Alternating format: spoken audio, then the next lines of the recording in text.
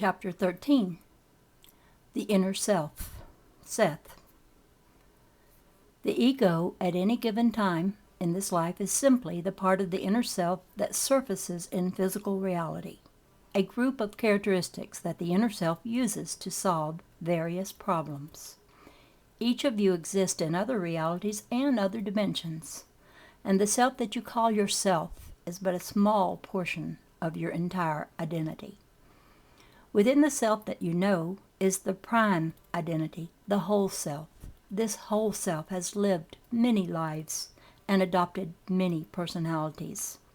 Personality may be somewhat molded by the circumstances that are created for it by the whole self, but the prime identity uses the resulting experience.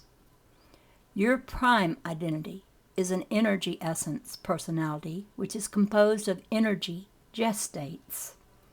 As each individual consciousness grows, out of its experience it forms other personalities or fragments of itself.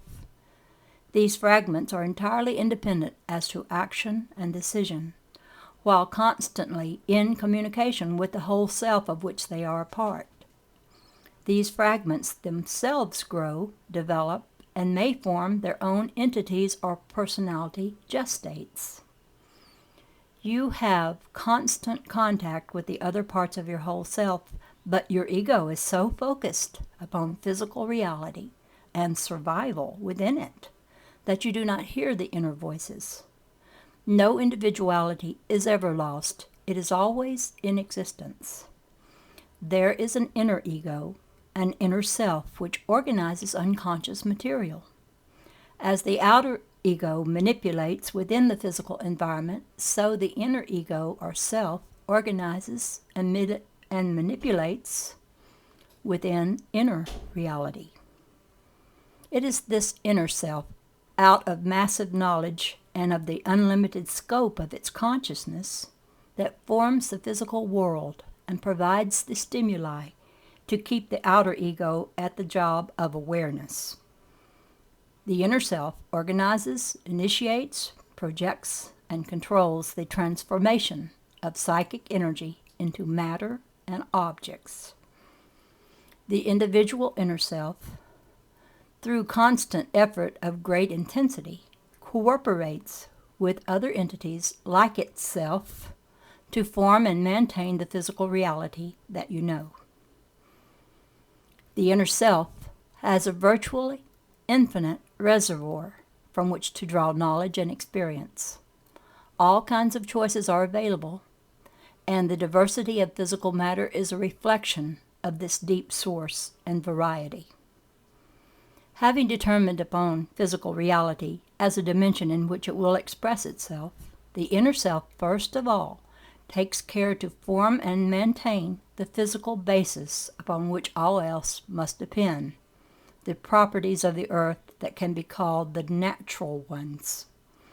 It is the daily ego's ignorance and limited focus that makes its view so-called unconscious activity as chaotic.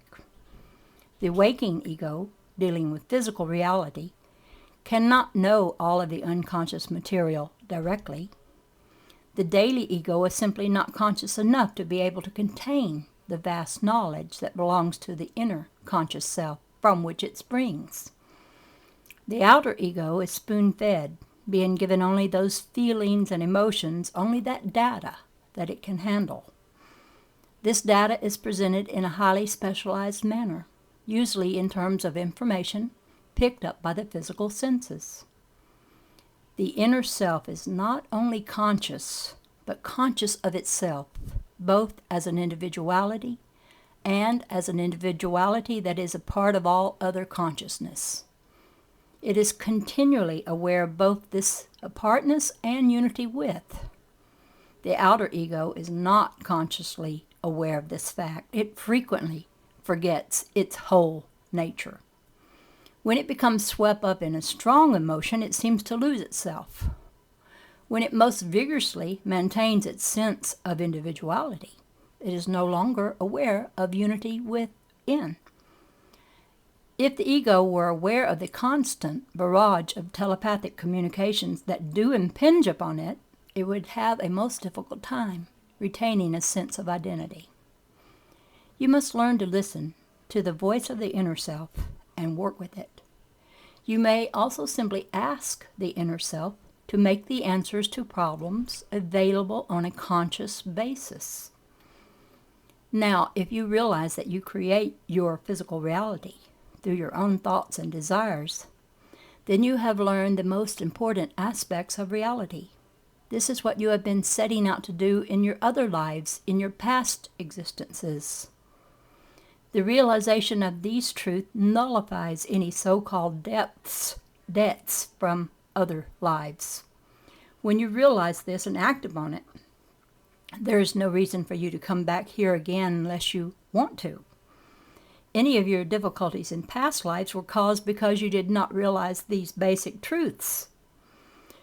Your reincarnational past can help you if you know of them, only if they make these truths evident to you, only if you learn from them. Otherwise, they exist within you subconsciously and unconsciously in any case. Now, each of you is a part of all that is, highly individual and unique, like no other. And that like no otherness will never be taken from you. You will not melt into some great golden bliss in which your characteristics will disappear. You will not be gobbled up by a super god. On the other hand, you will continue to exist. You will continue to be responsible for the way in which you use energy.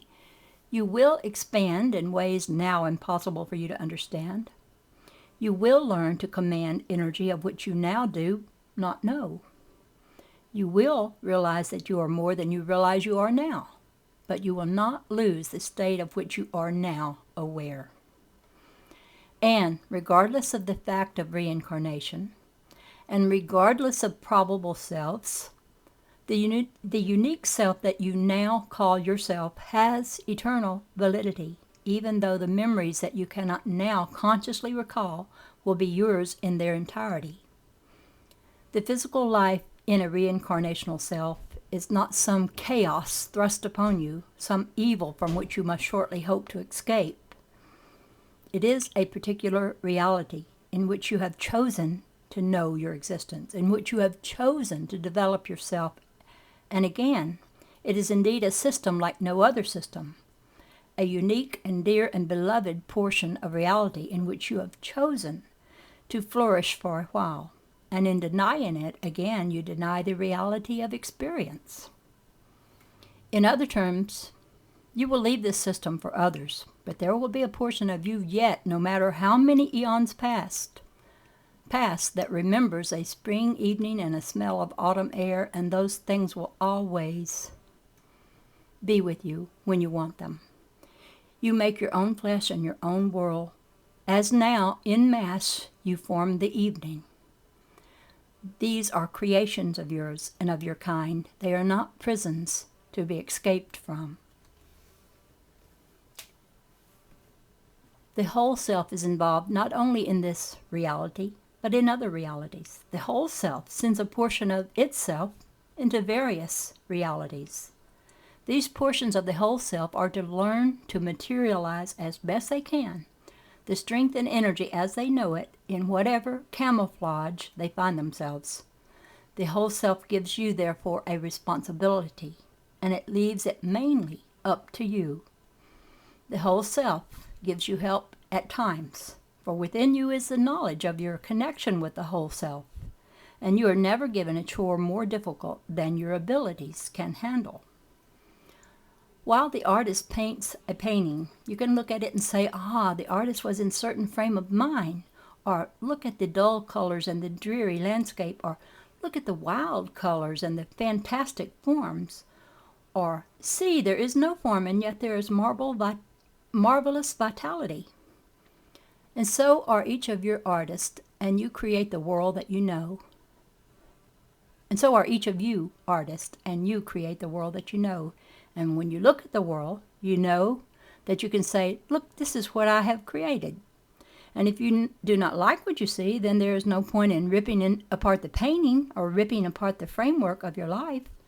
Instead, you change your pigments, and in this case, your pigments are your thoughts and your imagination.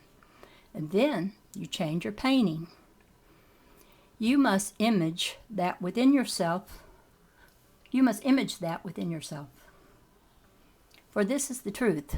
There is a stronger and more powerful self, a larger self, and when the little self says, I am afraid and I will make excuses, you must imagine the larger self saying, I am strong, I will not allow the smaller self to make excuses. There is no need for them. You must identify with this larger portion of yourself. There are no divisions to the self. Those that you experience are illusions. Yet those illusions are lovely. They are creative. They are valid experiences of reality. You are over concerned, however, about the nature of your own individuality and afraid to open up to the greater areas of your own being. You are all of yourselves at once. The aviator is not swallowed up or lost or annihilated or betrayed or forgotten. For the inner self knows who it is. The inner self knows the personalities that constantly emerge from its own being. And again, you are simply, understandably, trying to define the nature of creativity and worried lest your own individuality be lost within it, and such is not the case. We will lead you gently into the greater areas of your own being, in which your seeming contradictions vanish in the light of your own knowledge. You listen to these words that are spoken in English, yet beneath the words rises a knowledge that is inherent in your own being. Let that knowledge then joyfully rise, and when the words that I speak reach you, then will indeed the verbs and the nouns, the vowels and the syllables turn into birds of knowledge that fly out of your own skulls and through the dreams of your nighttime and transform your days. If I do no more than this, let me be an echo for the energy of your own being and remind you of your ancient and ever new knowledge. Emerge out of the knowledge of yourself and translate what you know into the world of flesh.